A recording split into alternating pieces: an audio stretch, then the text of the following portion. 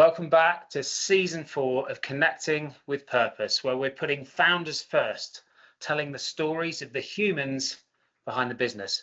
From magic moments to purpose, looking back on their entrepreneurial roller coaster to the possibilities ahead.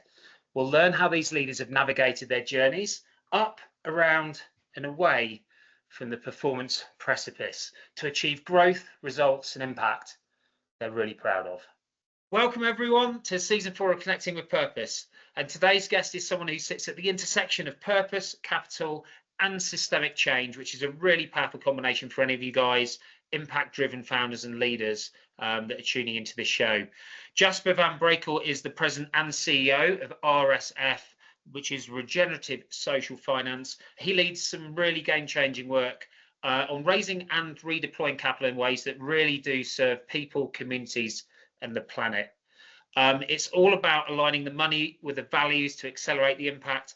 And I wish when I've been in finance that I knew this existed. I may well have still stayed. Jasper's perspective comes from a really rare blend of experiences that are all impact driven in this regenerative impact investing space, which has taken him from family offices and private equity to 14 years with Waleda Group, where he ultimately served as president and CEO for their North American operations. And as many of our guests are, another sharp cookie with a master's in economics from Erasmus University, executive studies at Harvard, and also an Aspen Institute Finance Leadership Fellow. So really one of those thought leaders in this purpose-driven space. So for anyone that's really trying to create real impact, needs some capital to do that, and wants that capital to align to their mission, Jasper is the perspective and guest here that we don't want to miss. So very thrilled to welcome Jasper to season 4 of Connecting with Purpose. Thanks for being here. Thank you, Mark. You are very welcome. All right, we're going to dive in with some magic moments. Most people are aware of this, but these are those moments that, with the benefit of time, as you think through your careers and what got you to here, that you'd score them a 10 out of 10 for 2 reasons. One, because of how you kind of were behaving, acting in that particular moment, which may be an actual moment or maybe it was a period of time. And 2, because of the impact that had and what came next.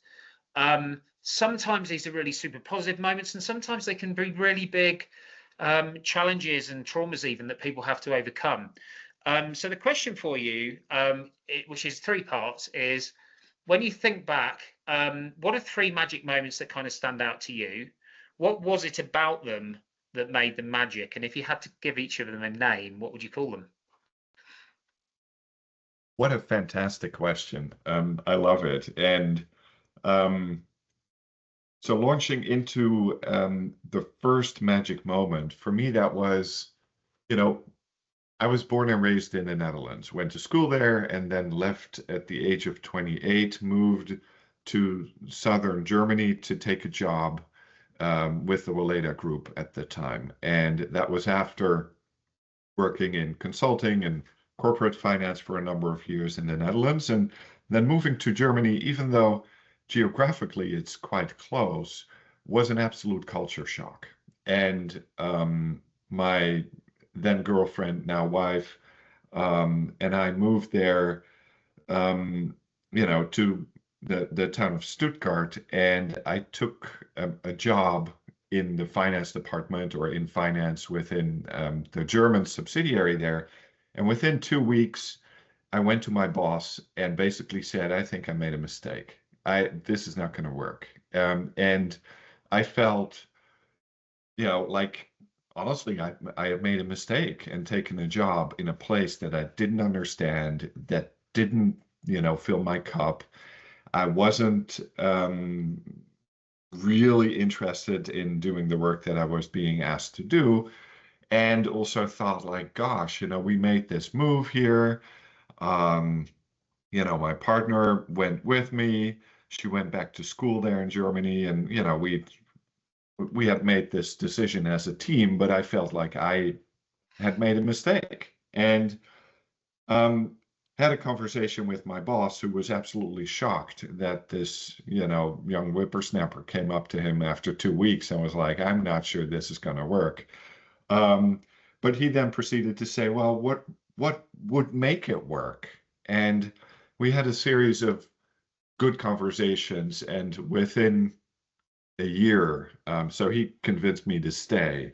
I convinced myself to stay, and within a year, I was responsible for a group of account managers that were selling product throughout Germany. So had made the move basically not only from my native country to a different culture, a different language, different everything, but also from finance to sales. And I was having a blast. In the moment, it felt, again, like I had made a mistake and I was not on the right track. I had abandoned my track and, um, followed a shiny object to something that seemed new and exciting and interesting, but it wasn't. At least that's what it initially looked like. So um, it was a 10 out of 10 and a magic moment with hindsight. So a year in, I was like, oh, this is fantastic. I'm so glad I stayed. I'm so glad I had that conversation. And I'm so glad that I get this opportunity now to become a manager, become a leader. And I only did that for a year and then was promoted to lead the sales managers who were managing the account managers, and that was even more interesting. So um, I think that the learning in that magic moment for me, I don't I don't have a single word as a name, but it was I learned there to realize what's not working for me, to talk about it, to be transparent about it, and then to have patience Mm. and to stick with it, to stay with it, and then amazing things can happen. So that was my first magic moment. Brilliant. I've scribbled down a couple of notes and a couple of questions, but what I tend to do is we'll move into number two and move into number three, and then my questions may apply to more than one of those magic moments at that point. But there's already some really juicy stuff there, so I appreciate it. So, what's number two? Yeah. So number two, same company. About 6 years later, um, that same boss who had really helped me, supported me to um, advance my career in Germany within the organization there, was offered the job of CEO for the North American subsidiary. He declined. Then the global CEO came to me and said, "You're going." And I was like, well, can I have a conversation with my family about this? Like, this is a little unexpected. To be sent to New York to go and head up the subsidiary there and really manage a major growth initiative. Um, and we flew to New York. My wife and I. We had two little girls at home, and spent a few days looking around. I met with a few members of the team there and had a very strong sense of this is what I want to be doing. This is what I need to be doing. This is where I need to be. Um, and it was all very rushed. We couldn't find a house. It all the external circumstances, so to say, weren't really there. And it was a very rough transition for us as a family to make that move to the United States. But I had this really strong inner sense of this is the right track for us as a family, and it's the right track for me. My wife had the same feeling. She also, wanted to expand her horizons and go to an exciting new place. So we decided to just go for it and say, well, we don't really know what we're signing up for, but we're going to do it anyway because it sounds so exciting and so interesting and so different and so new that we cannot not do this.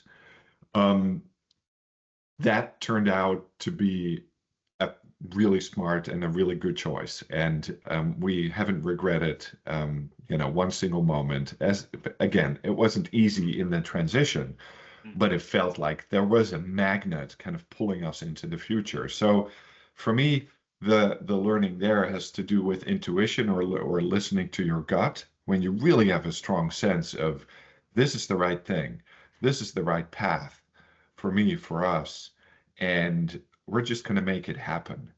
To Mm. then take all the necessary steps to make it happen. And again, we really don't have any regrets of ever doing that, and had a fantastic time in New York.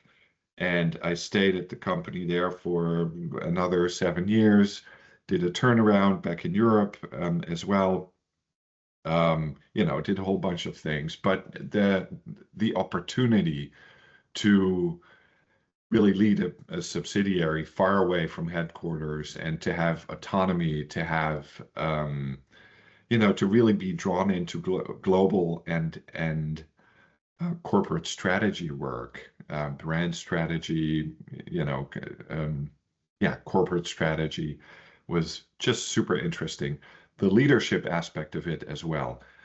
So there are all kinds of learnings that surround this choice, but the magic moment was that moment that we looked at each other and said, "Yeah, we're going to do this. We're just going to Yeah. dive in, and we'll see how it pans out. But we're drawn to this, and we're going to do it." So I would call that one the magnet, and for me, it has to do with making sure that you're in tune with your gut feeling, so that you can Mm. actually get that sense of when the magnet is there. Yeah. Beautiful. Love that. All right. This is building. This is building brilliantly. Well, how do you beat that with number 3 then? Yeah.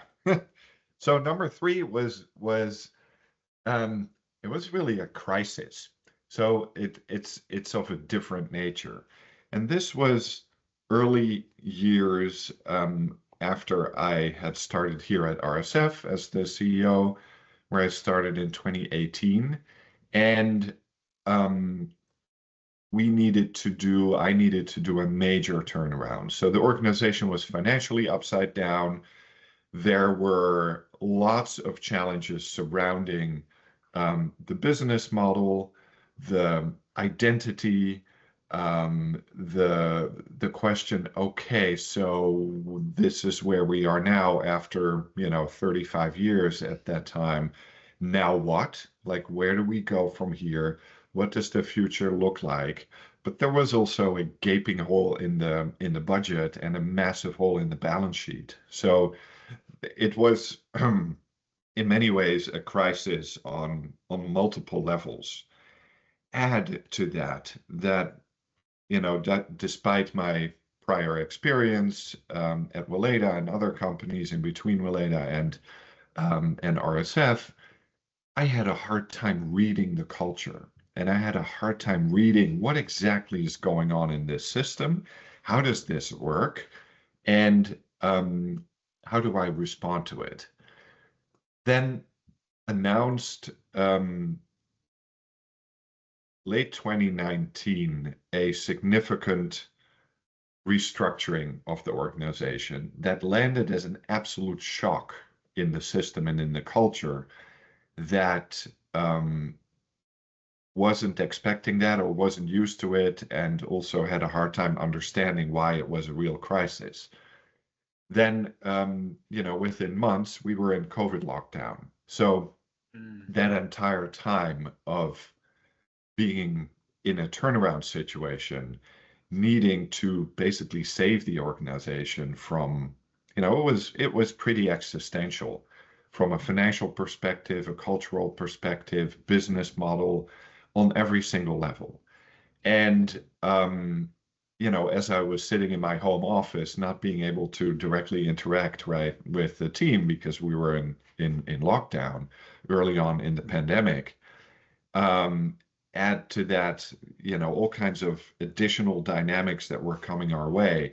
It was a very, very rough time. And I felt incredibly lonely as a leader, both, being physically isolated from the rest of my team, but also just trying to figure out how do I lead this team through this um, very challenging situation where everybody is challenged personally and organizationally. We are not in a good place, had a lot of involuntary and voluntary departures, an incredibly messy and chaotic time.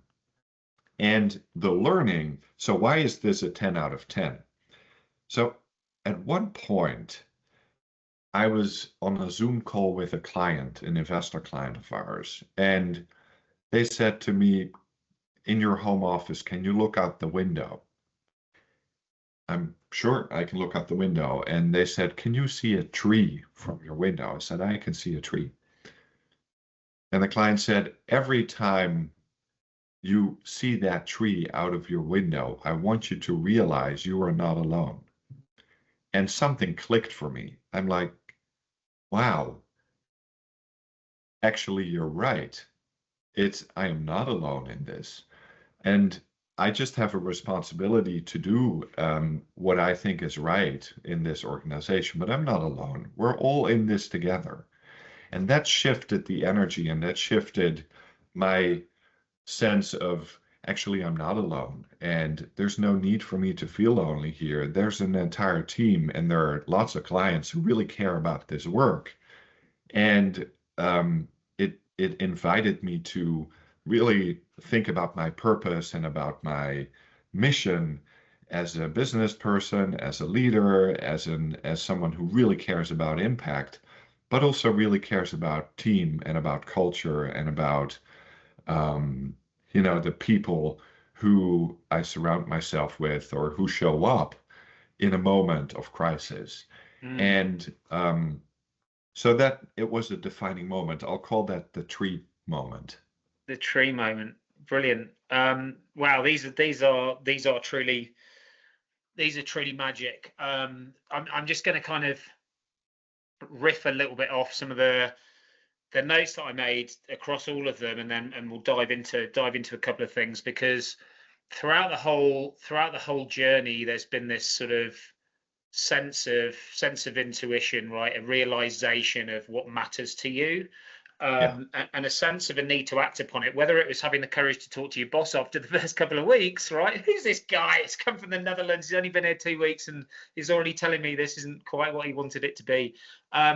Which takes a ton of courage to do that in the first couple of weeks of a job, but you knew to listen to your gut, and so that brings that courage. There's obviously a sense of kind of curiosity and embracing the unknown, and a sense of just generally kind of knowing what's right, like what's the right thing to do for me, for us, for our family, for the business, for the culture, and most recently in this last example, all of the stakeholders that believe in the same things that you do. And just if we were just come back to the last one, where you're already in an Hmm. existential crisis, and then you just throw a little bit of COVID on top of it, Yeah.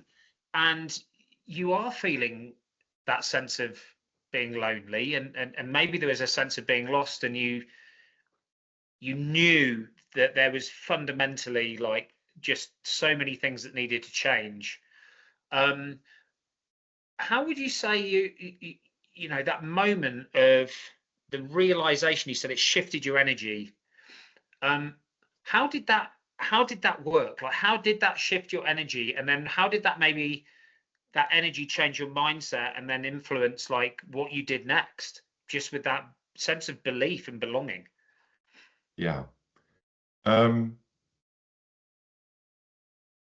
I think what happened in that moment for me is that I realized it wasn't about me, none of it.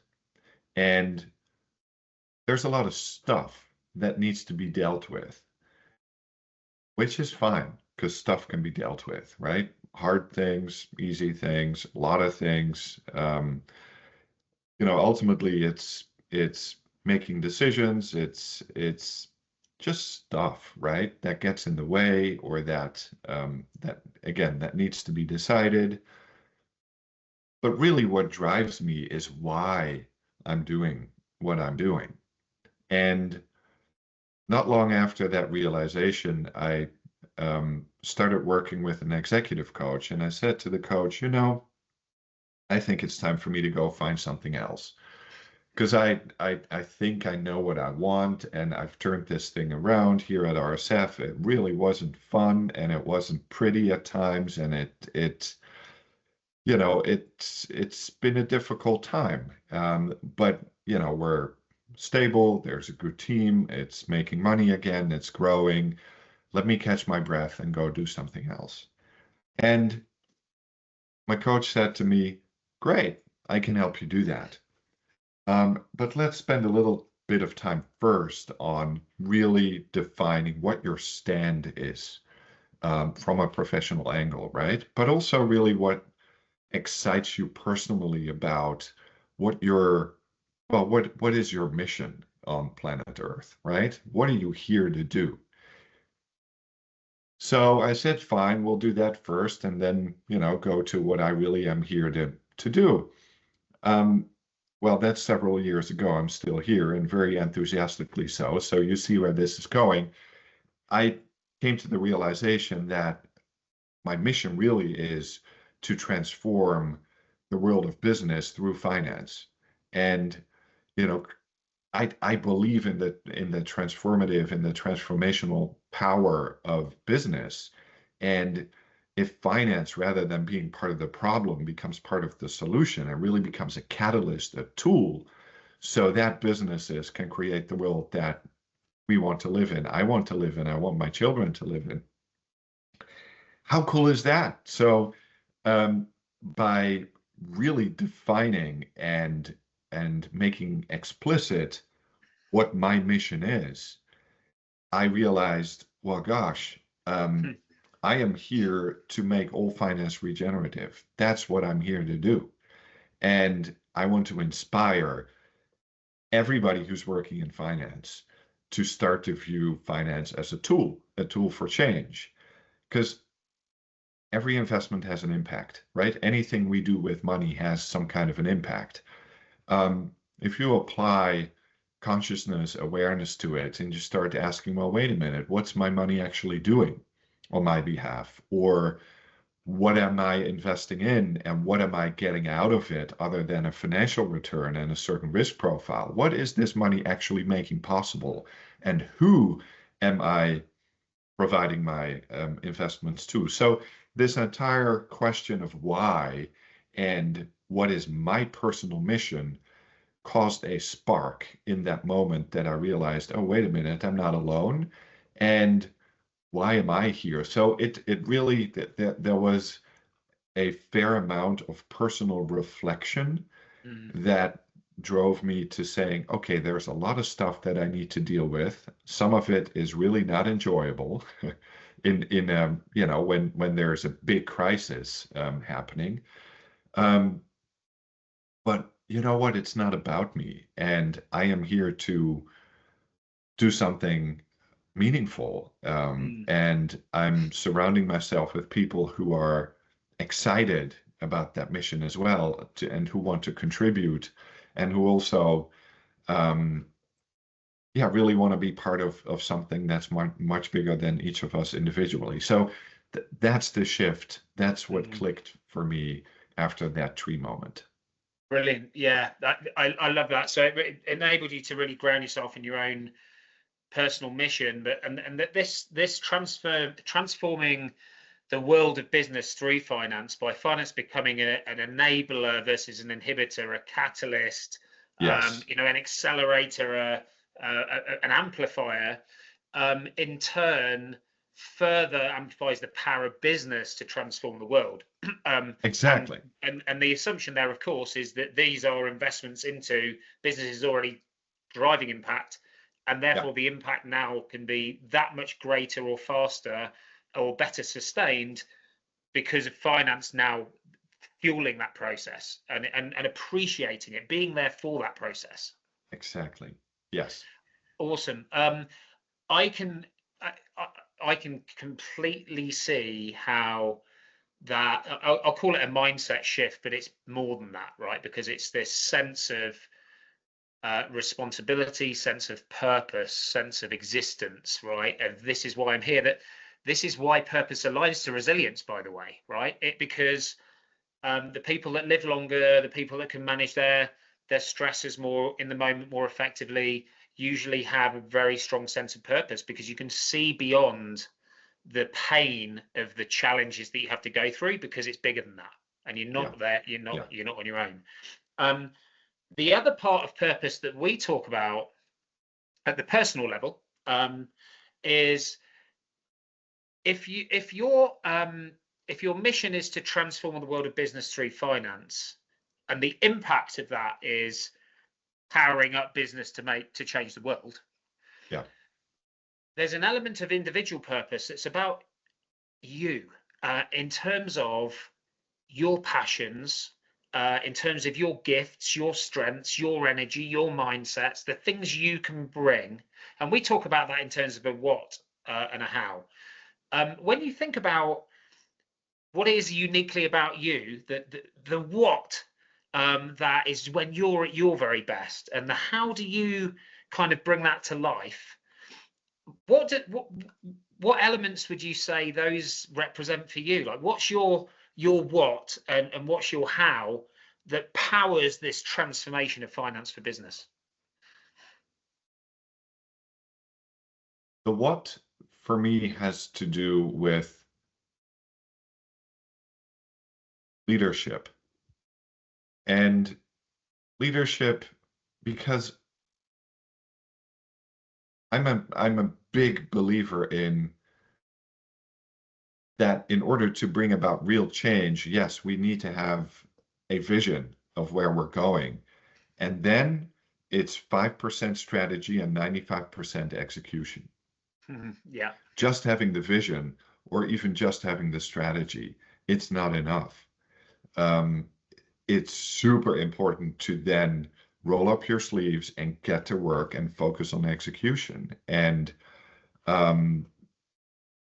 to actually bring about change. Otherwise, we're just talking about change, which is not unimportant. That's where it starts, but then it needs to inform real action. And so my what is to work inside organizations, and at this point, at RSF. And what excites me about the what is to put together an incredible team of people who are aligned on purpose and very different in many other ways, right? The diversity of the team, I think, is crucial to both that strategy and execution, and then to get going and to make ambitious plans and to execute them. Yeah. So the what for me is, again, it's connected to leadership. It's connected to having a big and bold vision, rolling up our sleeves and getting to work. Yeah, love that. The how. So, yeah, okay. Yeah, good. No, go ahead, Mark. No, go. That was all I was going to say. Okay, great. The how, yeah. So as I'm thinking about the how, I think, the how, I keep thinking about the magnet. So I'm going to bring that one back here into the conversation.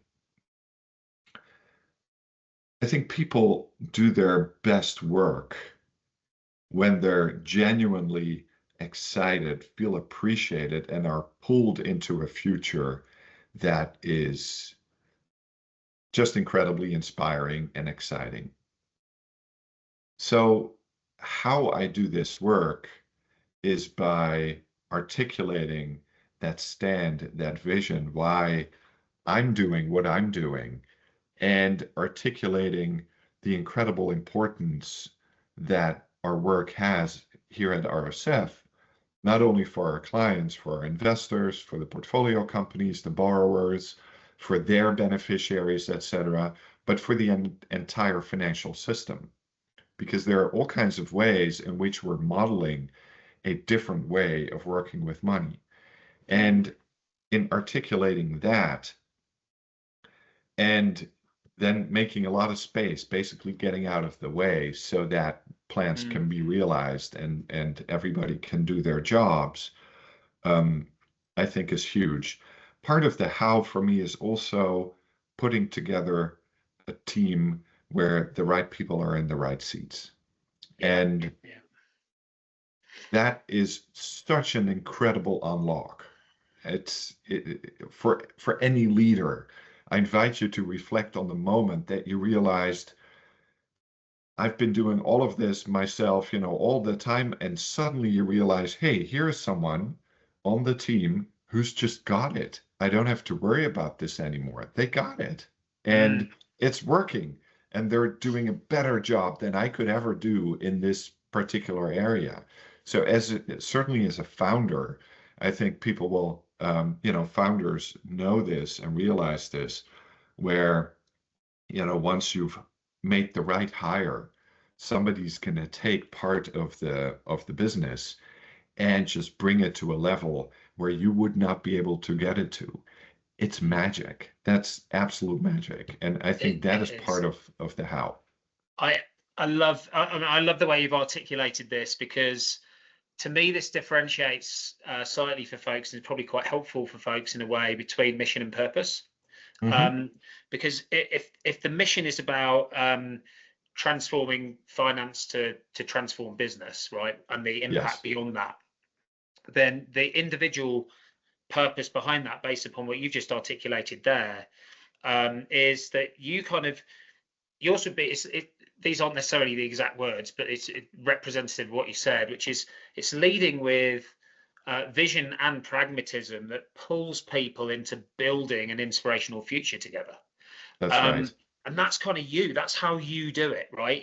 I've got to articulate the vision, but we need to understand how we do this, get the right people in the right roles, doing the right things. We have to execute it. And when people can see that, and they can be inspired by that vision, they can see this working, it pulls them into not just being part of an inspirational future, actually contributing to it, building towards it together.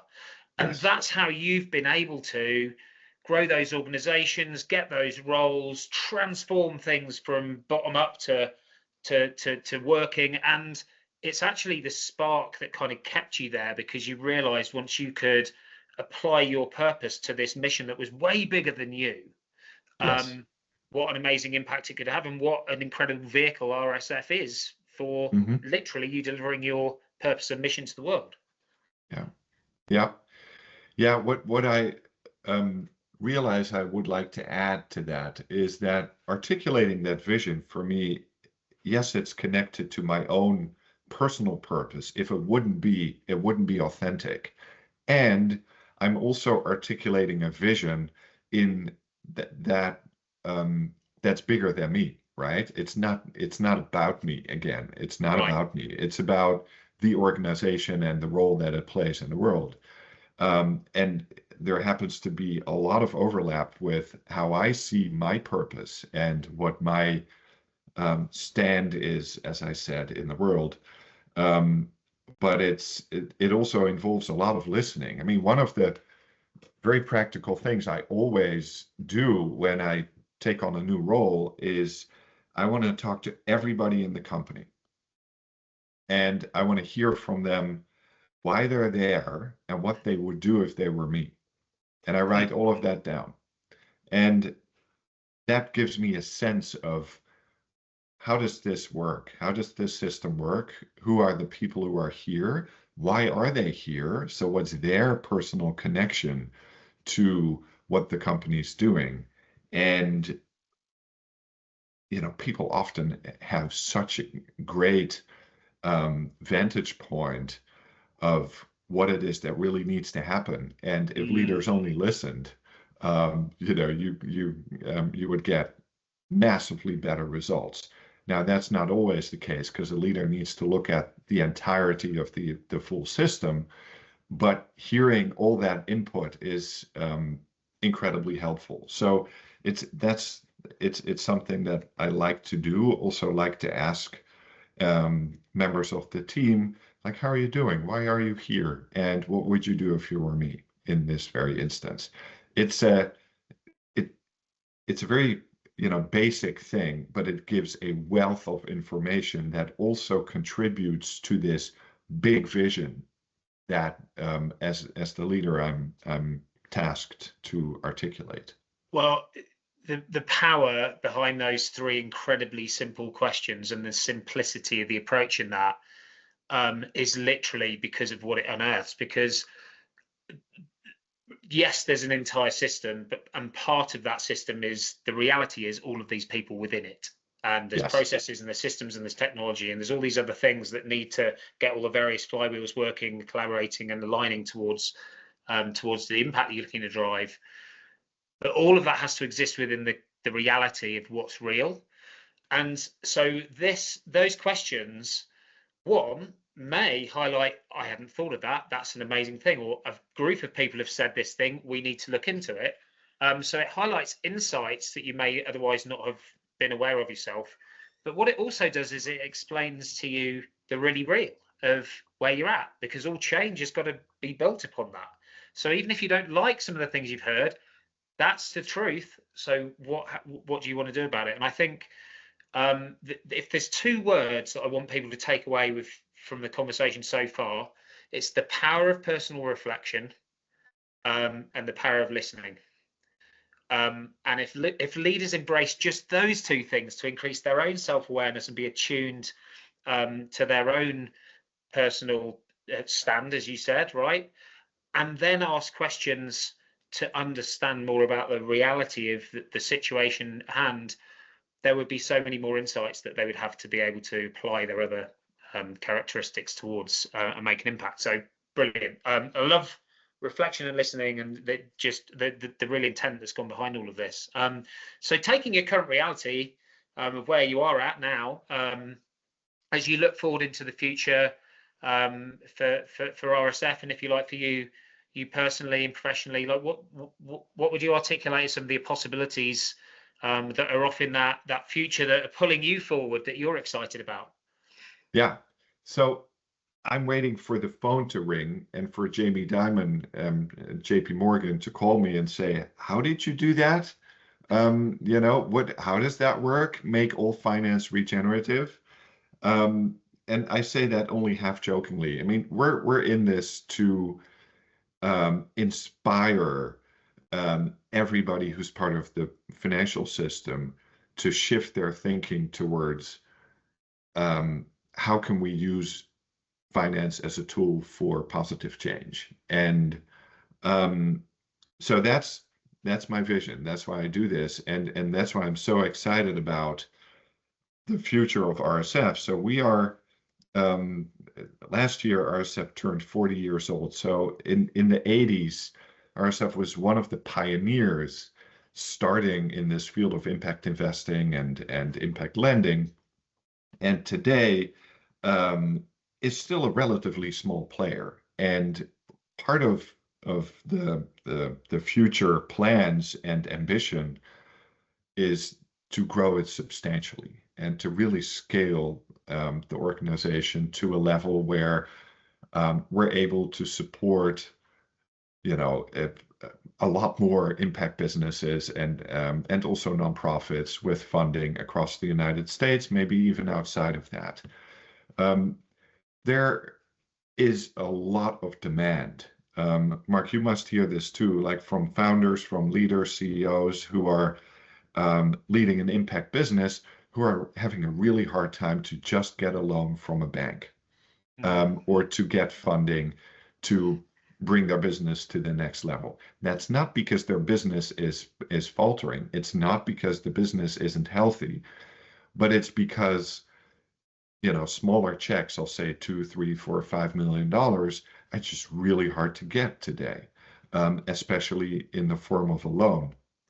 So I see the opportunity for us to grow, 10x within the next few years. That should not be hard. The demand is absolutely there. It's just a function of raising the capital and to, again, as I said, 95% is execution. Stick with it and do our jobs, do them well, and then we can get there. Ultimately, so that's the next step that I see for RSF. ultimately it's not only about financing change, it's also about changing finance. Yeah. And for me, that's not the job of a think tank. It's the job of a do tank, and that's what we are. So by funding change makers, we're implicitly, we're indirectly also inspiring change in the financial system. And we do that in several ways. We could double click into that, but there really are ways in which you can do finance differently, that don't have to be philanthropic, right? It's not Yeah. about that. I mean, making money is important. The question is, how do you do it? It's more about the how and the what, than the condition that making a profit is a necessity. I just don't view it as the ultimate goal. Yeah. I 100% can see the line to if you like, the organic 10x growth, and then the essentially beyond that, there's this replication of the approach across the system of finance, which is Right. a thousand, 100,000x growth, right? I mean, if you could Exactly. change that, that would literally be a game changer for impact, on a world scale. And as you said, there's obviously specific ways to do that, but I love that the lead approach is to do it, demonstrate it, lead with it, Exactly. show us others how to Yeah. do it. So there's a And do methodology that there. exactly. Yeah. And of course we do that with many peers that are doing something similar. I mean, this is a movement. Yeah. RSF certainly isn't the only one. And so I'm really grateful to my peers within Real Leaders and in adjacent areas that are doing the same thing and pushing the envelope and doing the hard things to demonstrate that finance can be done differently. Yeah, I mean, one of the most enjoyable things I had at Real Leaders this last year was moderating a panel with Doug and Randall and David, Yeah, who are all in, if you like, let's just call them banks for good, right? And with exactly. slightly Yep, different models, and Ken was there as well from Client yep, First, and exactly. that was inspirational for me because I came from finance, which was very different, right? It was just funding massive checks for massive companies, and no Sure, doubt there was probably some impact there that wasn't aware of, but that was never the purpose of it. And of course, if it had been, it would have felt very, very different for me. There's one other piece I wanted to just double click on, which is the people piece, yeah, because you've said how important it is to get the right people on the right bus to sort of pull them forward into this vision that they can see, and understanding how to contribute, how to execute, how to get there.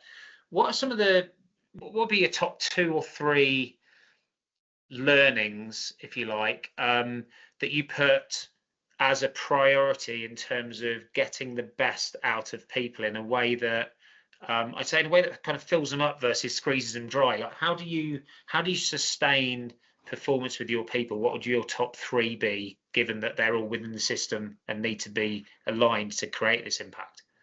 yes. I think the first one is care. So I think the creating an environment in which people know and feel that they're safe and respected and cared for, cared about. It's the fertile soil for any performance. Yeah. Um, I do not believe in strong arming, or even incentivizing people. I mean, incentives, that's a whole different chapter, maybe for a separate podcast.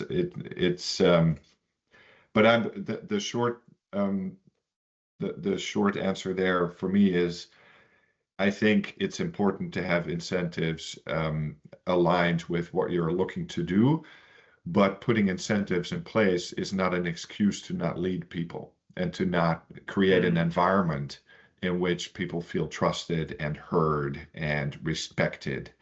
That's where it starts.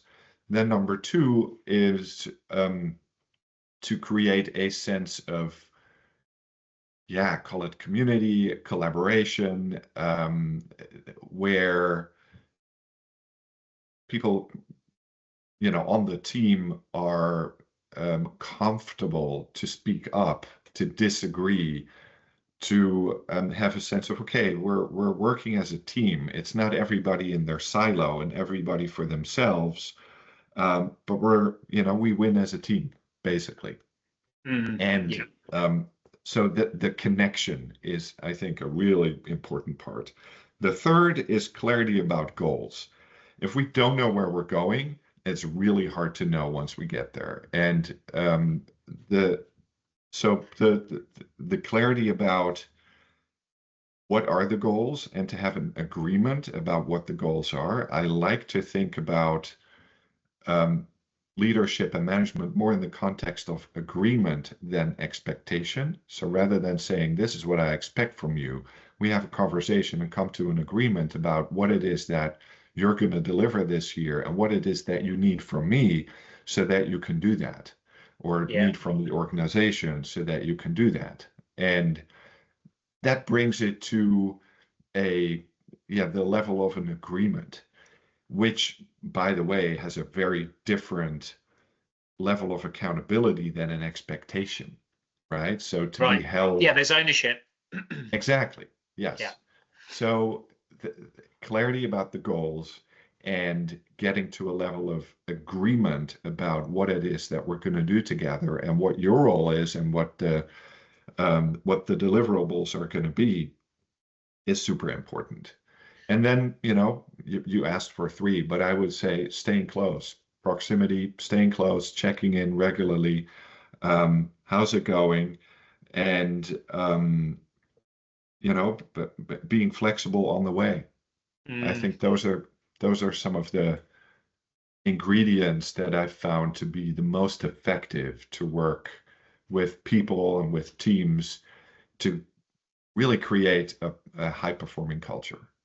Yeah, I love those as four C's: care, connection, which includes community, collaboration, and clarity, and then staying close. Um, so powerful. I mean, I'm literally just thinking through clients and experiences and everything else, and obviously those four always are fundamental, and often there's one or two of them that are missing.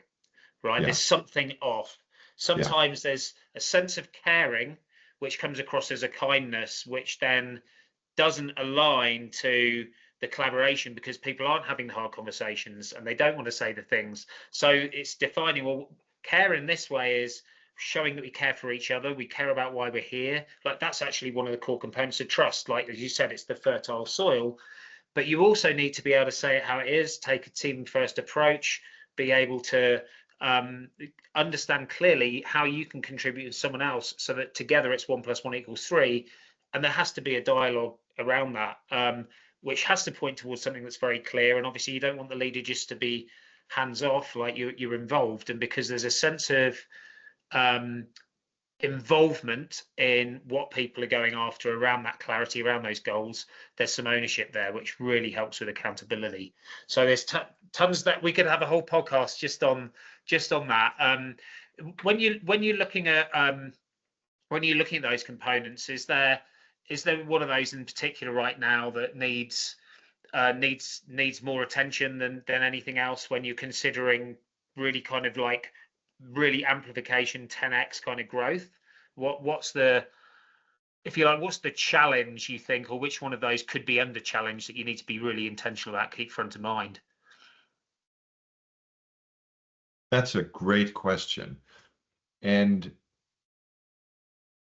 I'm going to go with the first one, with the care piece. Why?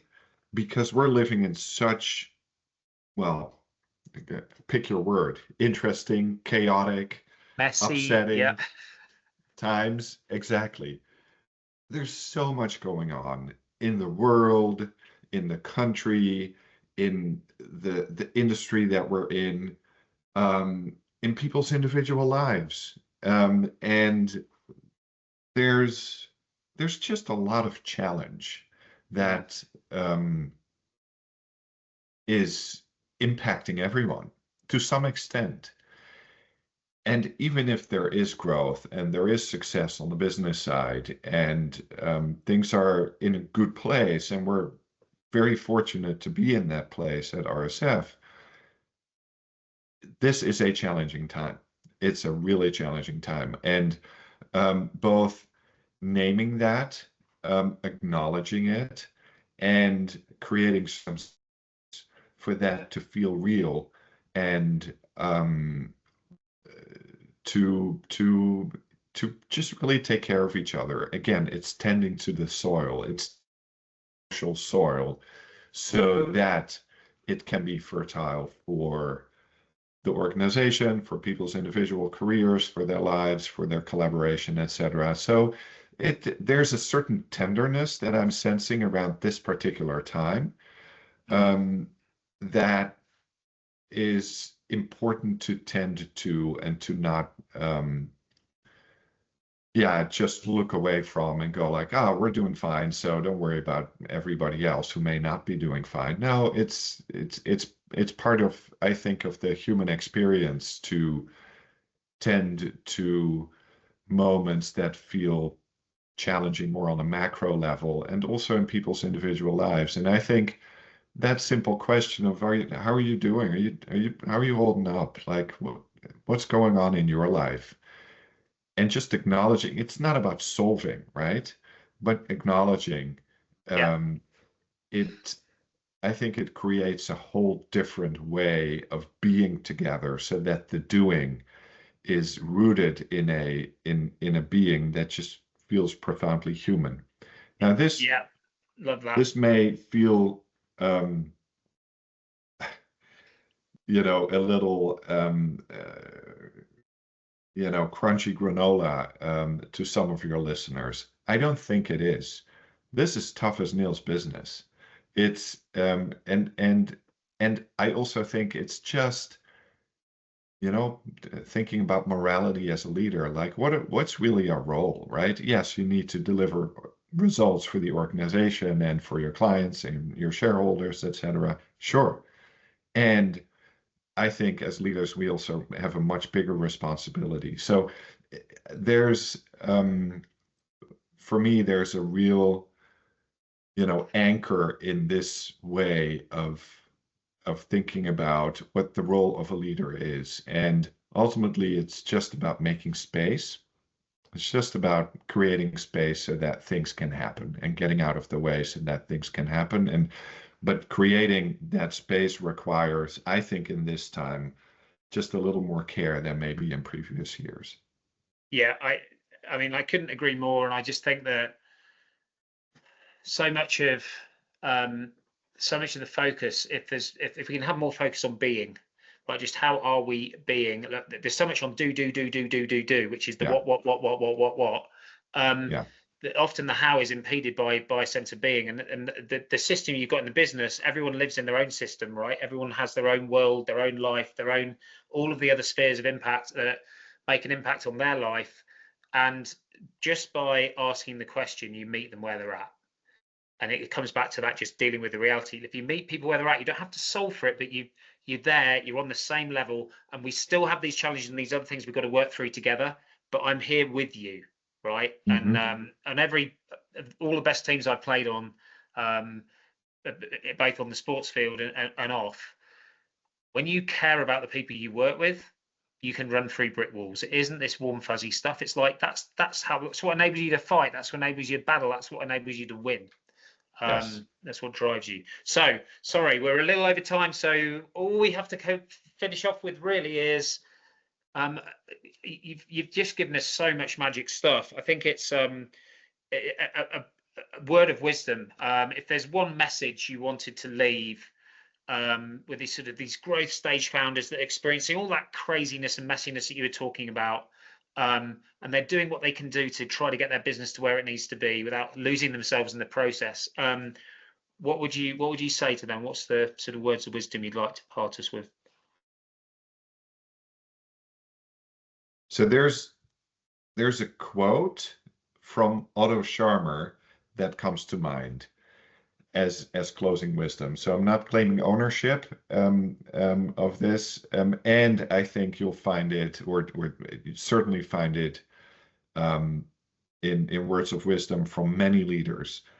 And it goes like, the biggest blind spot of leaders is their own interior condition. The And I biggest say blind spot that, of leaders is their own interior condition. yeah. Yeah. So this goes back to reflection Hmm. and, self-leadership, which is darn hard. It's way harder than leading anybody else. It's leading yourself. It's understanding yourself and leading yourself to change. And so, really paying attention to your own interior condition and self-leadership so that you're able to lead an organization, other people. Um, that's it's unfinished business, definitely for me. And I would invite all of your listeners to think about that quote. Yeah, because without understanding that, you can never understand how to get out of your own way. And from a self-leadership perspective, often that's the biggest blocker, is getting out of our own way. Exactly. Exactly. Yes. And realizing, yes, exactly. And realizing where we have work to do. And it wasn't about a colleague or somebody on the team, but this was a home game. Like this is something we need to fix or work on. Yeah, Yeah, take care of our own house first. Love exactly. it. Brilliant. Jasper, thank you so much. Yeah, if I was like Andrew Huberman or Tim Ferriss or whoever, we'd just go on for 3 hours and have a Yeah. conversation. But I've already cut you over by a few minutes. So I'd love to do this again, and I'd love to stay connected. But thank you so much for Thank sharing your you. wisdom with our audience on connecting with purpose. Mark, it was a true delight. I really appreciate your questions and your interest and your lens through which you look to leadership. Thank you. You're very welcome. I'm very All passionate about right. it. Take Thanks. care. Bye. Bye.